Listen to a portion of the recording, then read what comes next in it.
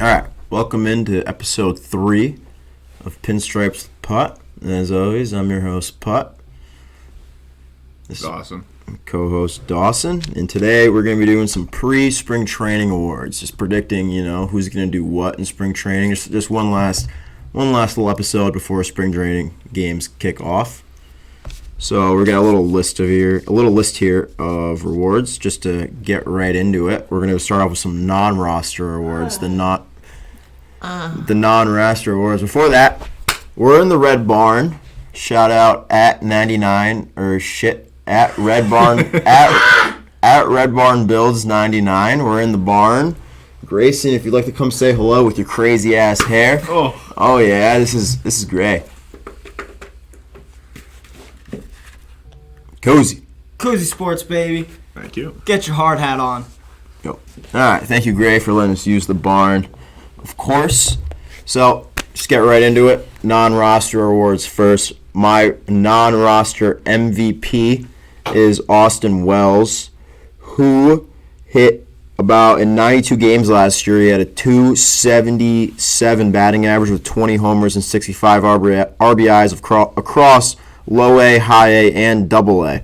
And 12 of those homers and 43 of those RBIs were in double A. So he's just moving and grooving through the Yankee system, and he's hitting like a motherfucker. But the one downside is that his defense what his one critique has been is that his defense isn't quite there, which the Yankees catcher situation right now is just strictly defense.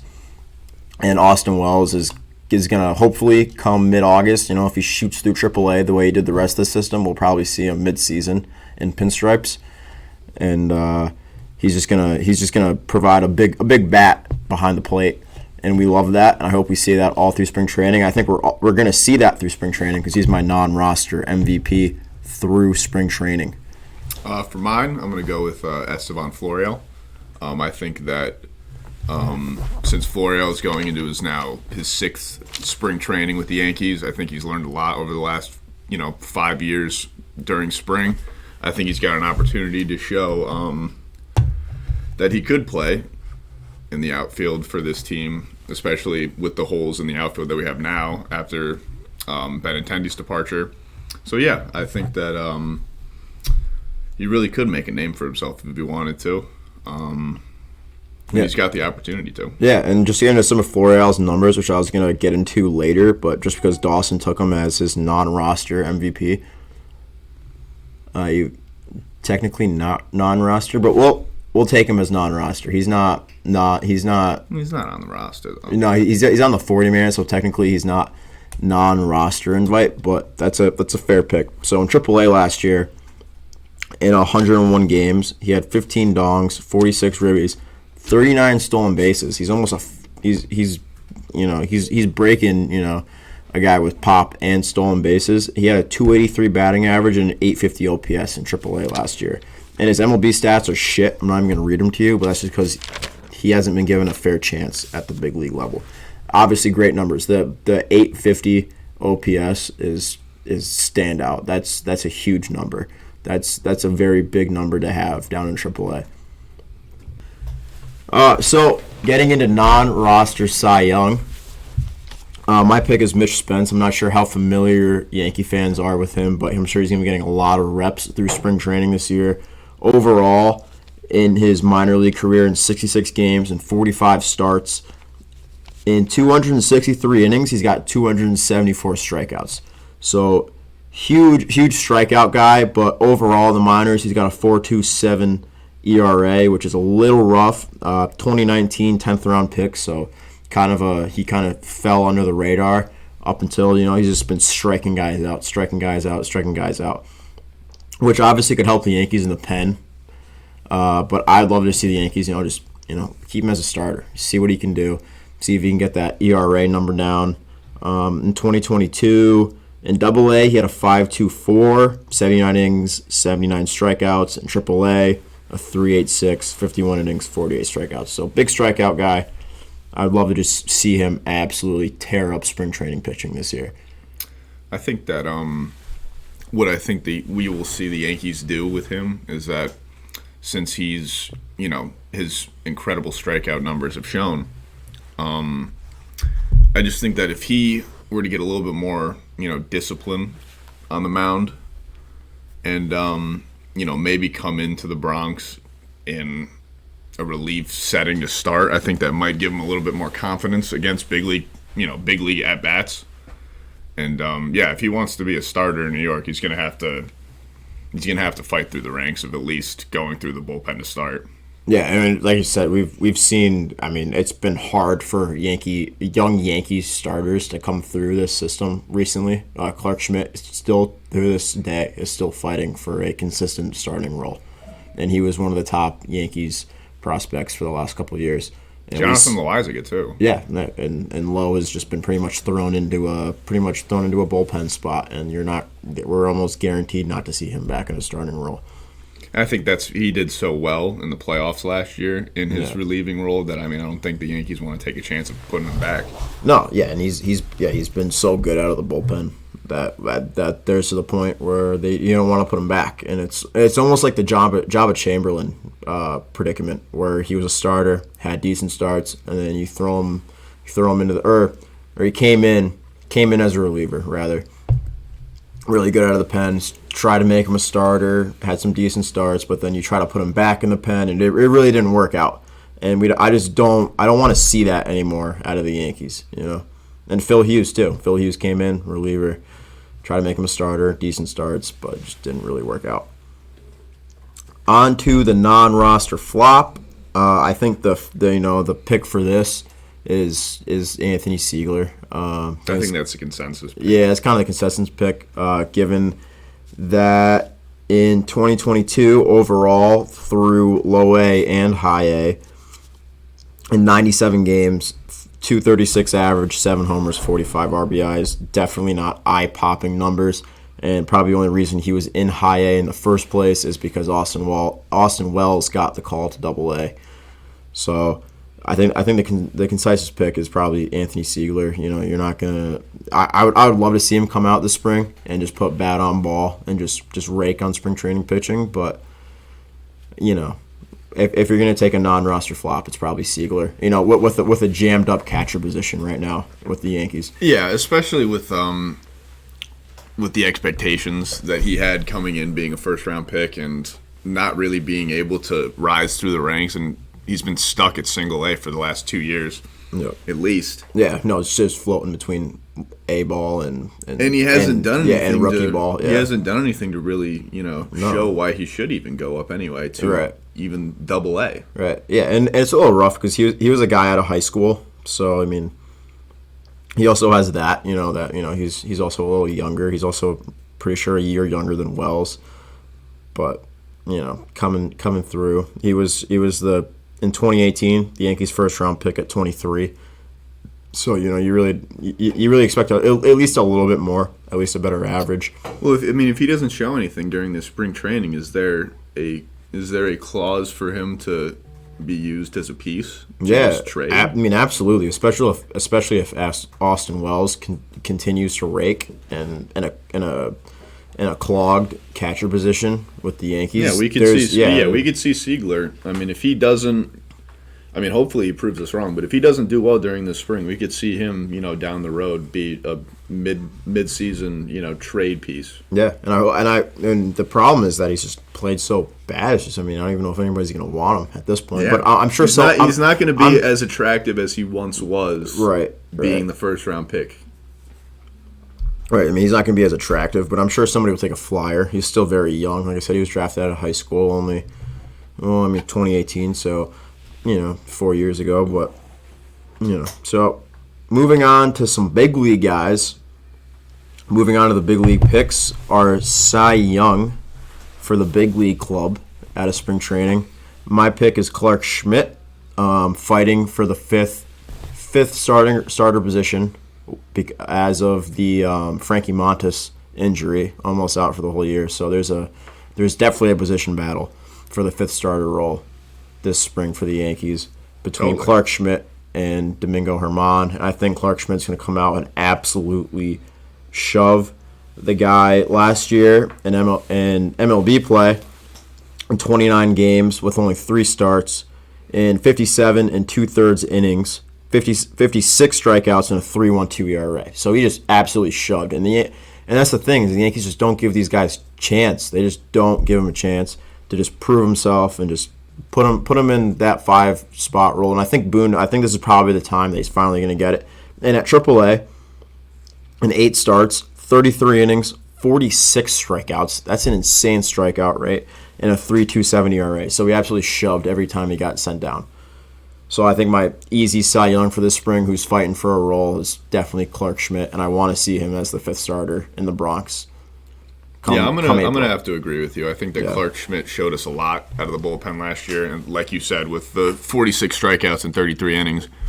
But it's also to back off of Frankie Montas' injury. We're probably not going to see Frankie Montas until, at best, mid to late August, which, I mean, gives guys like Herman and Schmidt, the first 4 or 5 months of the season are going to be a fight for that 5th spot. Right, and there's going to be more injuries in the rotation.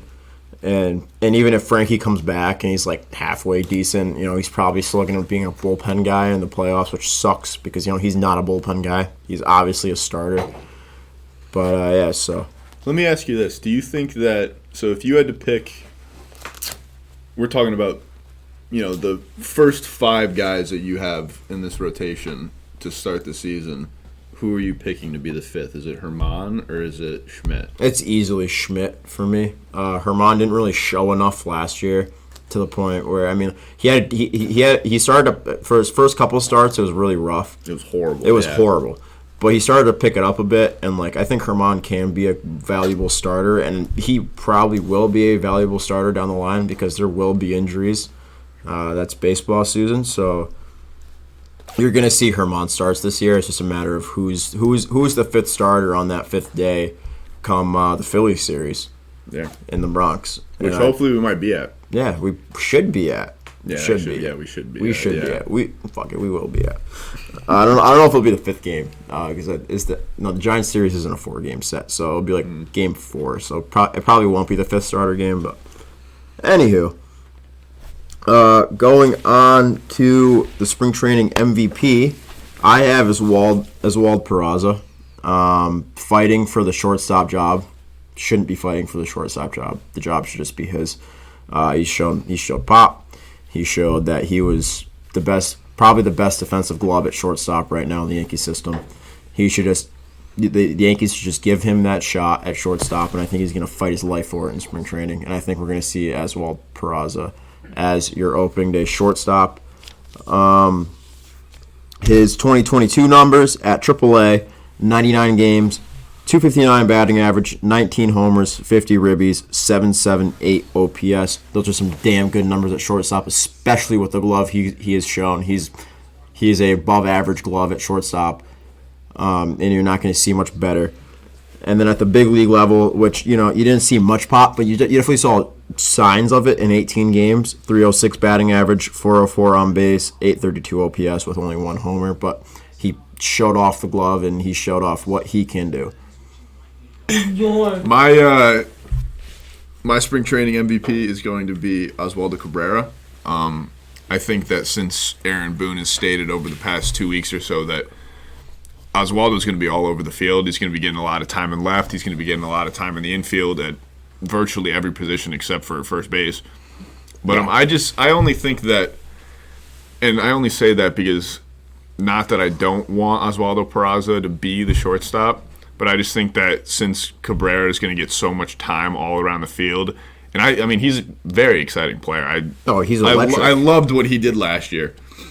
He's not to cut you off. He's electric. He's electric with the bleacher creatures in section 203. Yeah. He freaking mouse the grenade, throws it over to the section 203. We love that. We love that kind of energy in the Bronx. He's definitely the kind of guy you want moving around the field. And I don't say that Oswaldo Cabrera's being the MVP means that he's going to be the most beneficial, like the biggest beneficiary from spring training. I still think it's going to be Oswald Peraza because he's going to show that he's going to be the everyday shortstop for this team in the coming, couple months or so.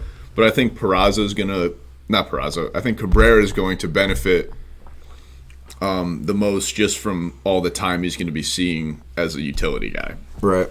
Yeah, I love Oswaldo. I was pretty much on the fence between him and Peraza. It's pretty much a toss-up between who's going to be fighting harder for their job. Which I kind of think Oswaldo has a more guaranteed job of getting consistent at bats because he can play everywhere. He's going to play a lot of left field. He's going to play a lot of third base. He's going to play all over the damn place. He's going to be that utility guy. I mean, even as much so as DJ around the infield. Oswaldo can obviously go rob you some homers in the infield. So Oswaldo's definitely a great pick for MVP. So spring training flop. Who's going to play like absolute dog shit? Probably Aaron Hicks. Aaron Hicks can go. Listen. So the thing with Aaron Hicks with me is that I can appreciate Aaron Hicks and what he's done. And he's been in a Yankee uniform for a very long time now. Very long time, almost 8 years. 6, 7, maybe 8 years. I don't even know how long at this point. When he just came in as a utility outfield for a trade for freaking what the hell's his name? Oh, Aaron Hicks came in for a trade way back 2015, 2016, whatever year it was, for John Ryan Murphy, which I like John Ryan Murphy as a backup catcher, but that was a hell of a trade for the Yankees. So like there's really no bashing the Yankees for what they've done with Aaron Hicks. It's just, I think it's kind of run its course, and especially last year, a lot of errors. He's not the same defensive glove he was. He's definitely not the same bat. I mean, you look at Aaron Hicks' numbers last year: 130 games, 8 homers, 40 ribbies, 216 batting average, 642 OPS, and a 330 on base. And especially for a guy who walks a lot, a 330 on base is not good. It's not good, and especially that 216 batting average and a below average glove at this point. It's just not something you want in the outfield every day. I've had enough. We've had enough.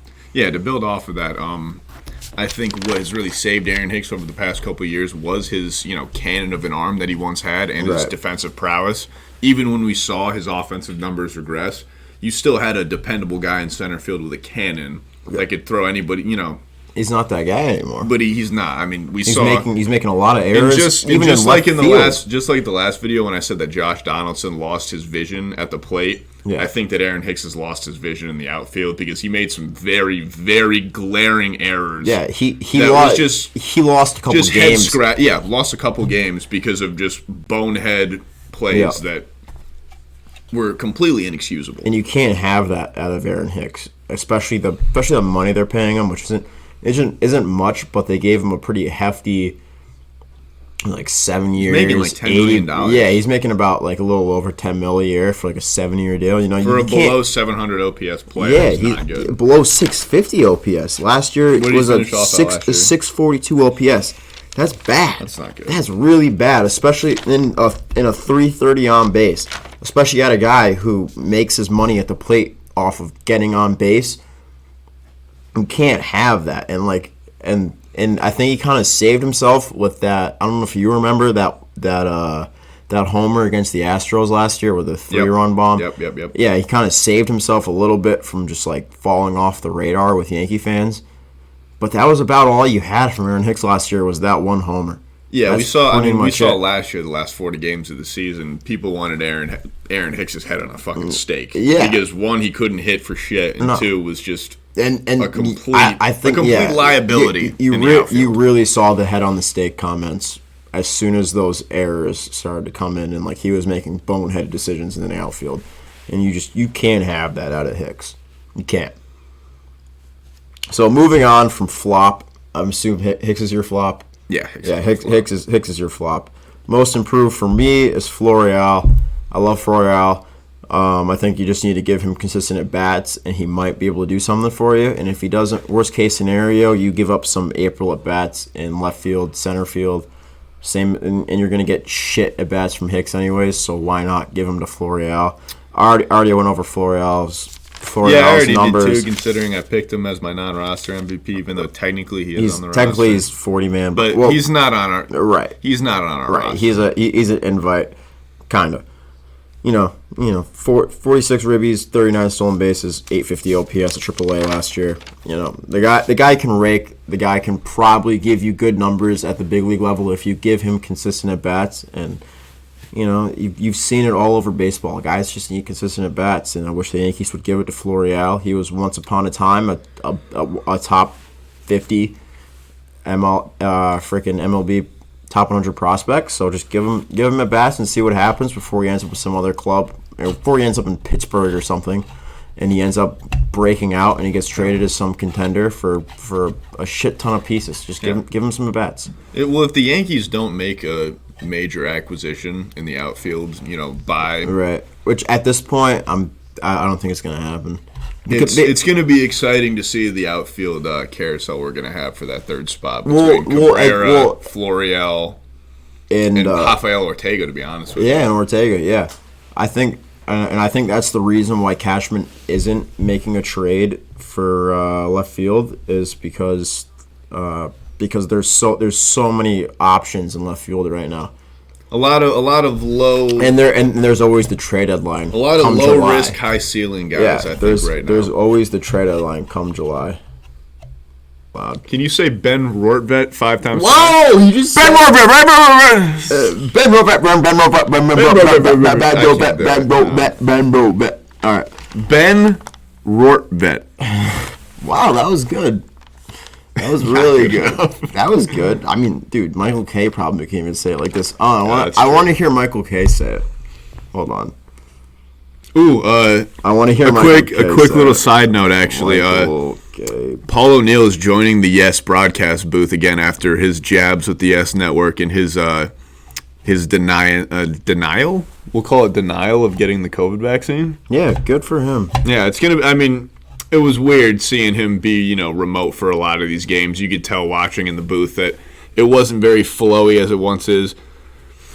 And, I think we're going to see a much better Yes Network booth for these games. Yeah, no Cameron Maben this year, which I thought Thank he got. God. Good riddance, honestly. I didn't really like Cameron Maben. I didn't really like him, but I thought he got better as the year went on. And I think, baseball trying to make it interesting. Make it interesting and make it more interesting to the youth, tough, yeah. At least. So I think he might have been. I could see his draw as to why they kept Maben. No, like he's not my personal preference. I'm more of like a David. David Cohn, Paul O'Neill, Michael K. I think that's the perfect three that you can have. That's the perfect Yes booth these days. But and there's not much else option. Carlos Beltran. Really, Carlos Beltran was awful in the. Well, he just got a job somewhere, didn't he? He's in the Mets front office. Yeah. After all those years, after getting cut for his, freaking banging trash cans, but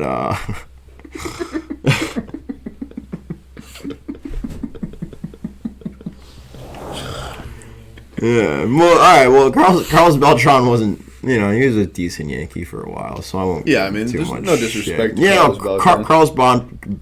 Jeez. Carlos Beltran was hitting homers for the Yanks when nobody else was for quite a bit. So I'll give him that. During a couple dead years. Oh God, those dead years. Of course, it was right through the teenage years of both of us. It was bad Yankee baseball. Yeah.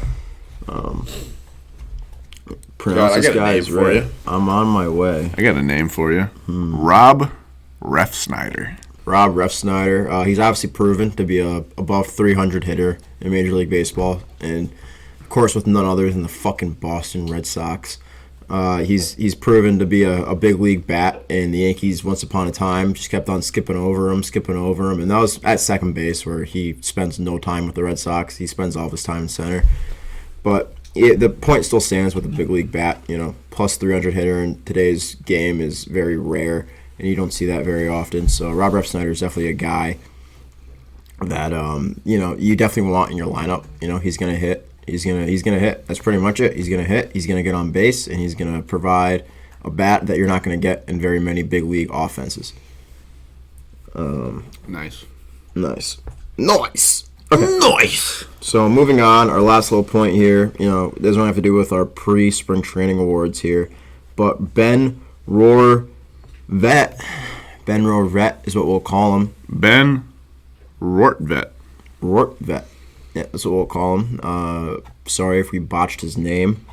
He's out for at least a month with shoulder surgery, which really hurts his chances of seeing big league action this year. We'll see if we see injuries at the catcher spot and maybe get some time before Austin Wells is ready for the call. but that kind of sucks for him. Maybe we'll see him as a trade piece because he's obviously a talented catcher. He just hasn't seen time in the Yankee system pretty much whatsoever. I think that we're going to see one of the two between either Siegler or Rortvedt to be moved probably in July.